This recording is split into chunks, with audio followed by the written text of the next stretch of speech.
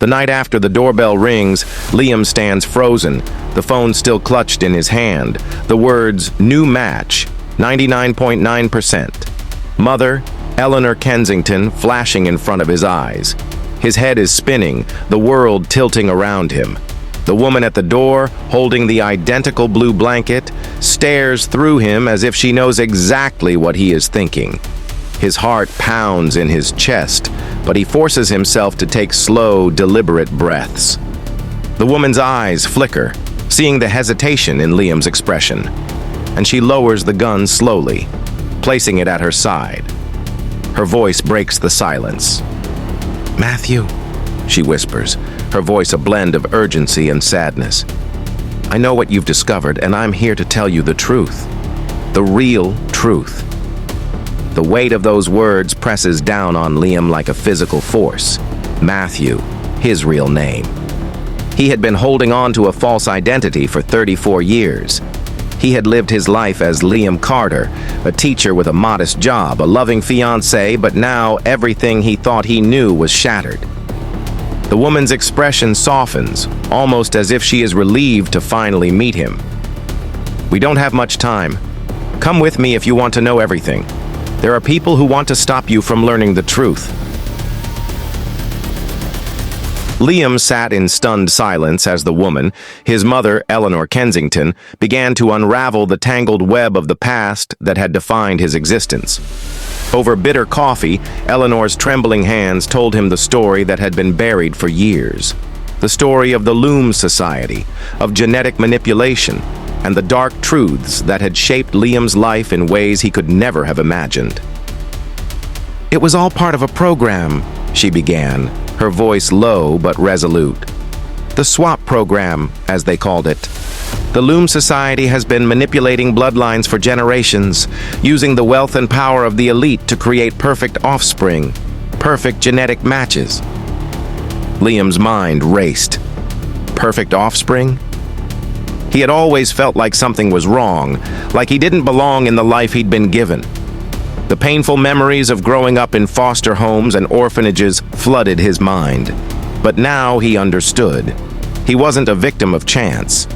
He was the result of something far more sinister. Liam's mind struggled to keep up with the revelations. He turned to the blanket, the one that had been with him for so long, the one that had somehow always felt different, like it carried a hidden message. His fingers trembled as he reached for it, his eyes tracing the familiar golden thread along its edge.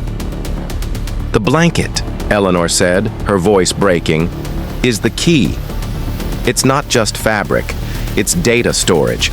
The golden thread isn't thread at all.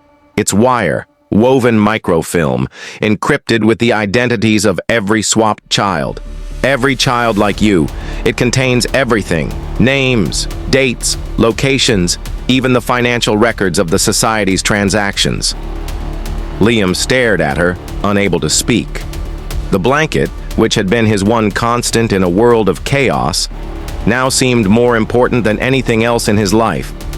It wasn't just a piece of comfort. It was a record, a ledger of stolen lives, including his own. Liam's journey led him next to the abandoned Saint, Mary's Annex, a place shrouded in secrecy where Dr. Chen had been hiding for years. Dr. Chen wasn't just a record keeper, she had been the society's geneticist, the one responsible for managing the experiments, until her conscience led her to revolt against the organization's twisted practices. As Liam entered the crumbling building, his heart raced. He had to meet Dr. Chen. He needed the final pieces of the puzzle. He found her in a dimly lit room surrounded by dusty papers and old files, hidden away from the world. Dr. Chen, a woman in her 40s with deep-set eyes behind round glasses and high cheekbones, sat at a cluttered desk.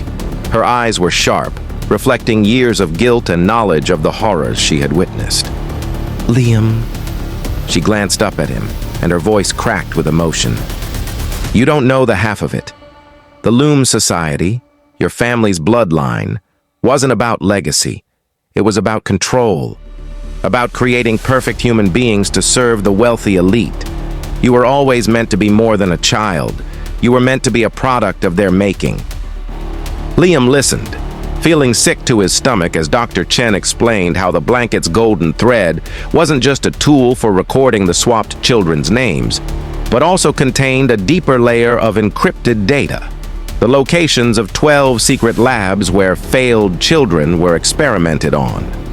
"They kept the children who didn't meet their expectations," she said, voice trembling, "and then disposed of them." Dr. Chen handed Liam the decryption key for the microfilm, knowing it was only a matter of time before the society would find her. The information she gave him was invaluable, but her betrayal came with consequences. As the meeting came to an end, Dr. Chen's worst fear came true. The society's enforcers stormed the room. In a panic, Dr. Chen shoved Liam into a nearby elevator, her eyes filled with regret and determination. "Go," she whispered. "Take the key and expose them." Liam barely escaped, the sounds of gunfire and shouts echoing in the distance. He had the data, and he had the proof. Dr. Chen's sacrifice had given him the key to unravel the Loom Society's empire. Liam wasted no time. Using the decryption key from Dr. Chen, he was able to extract live-streamed footage of the secret labs where the Society's cruel experiments had been conducted. The footage exposed the horrific nature of their work, and soon after, the FBI launched a massive raid on the facilities. The encrypted records, including the names and dates of 83 discarded children, were used as irrefutable evidence to dismantle the Society. Dr. Chen had already sent copies of the files to the FBI, knowing the Society would eventually kill her. Her sacrifice ensured that the truth would come to light.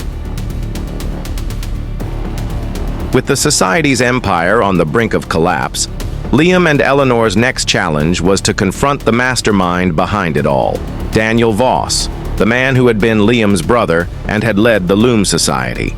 The confrontation took place outside Voss's sprawling mansion, where Liam and Eleanor crouched in the shadows, the hard drive containing the evidence pressed against Liam's side. They had everything they needed: 287 names, financial records, and even the gruesome disposal logs of children who hadn't met the Society's expectations. As they reached the patio, the lights flicked on. Liam's breath caught in his throat. "Hello, brother." Daniel Voss stood in the doorway, flanked by armed guards. His smile was polite, almost too polite, but there was nothing friendly in his eyes. "I'd say it's nice to finally meet you, but..." Voss sighed, his eyes narrowing. "You weren't supposed to survive Willowbrook." Liam's chest tightened with anger. "You stole my life, all of it."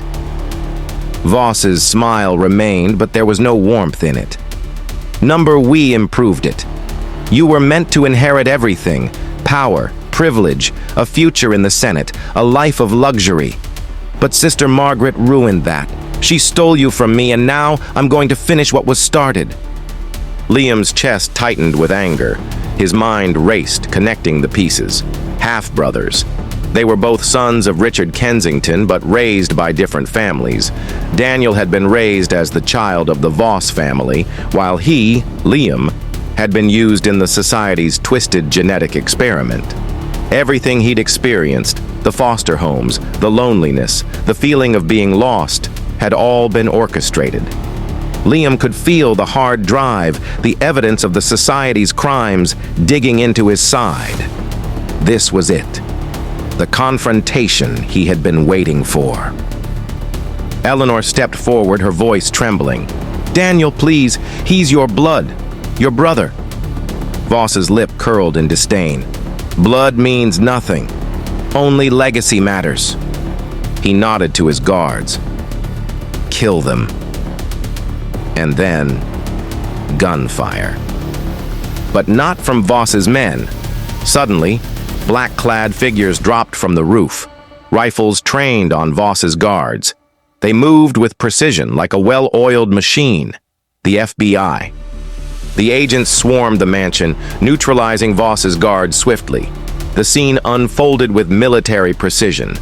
Voss's men had no chance as the FBI agents stormed the estate, and Voss was pulled away in handcuffs.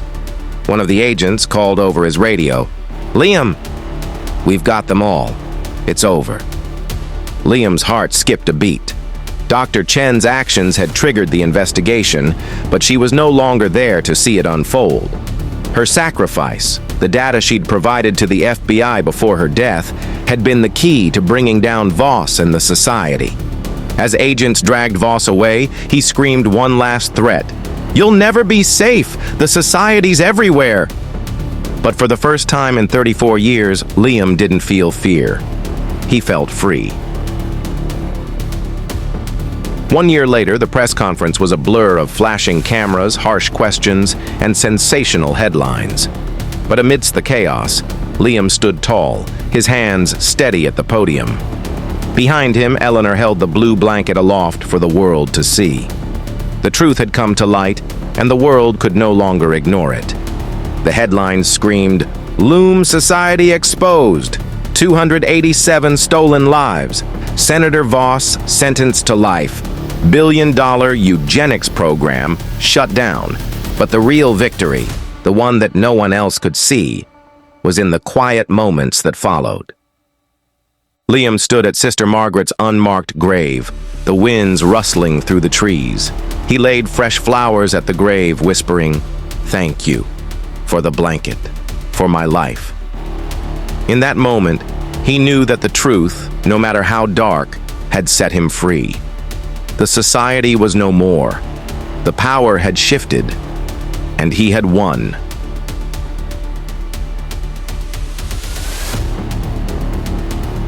Subscribe and follow for more thrilling stories.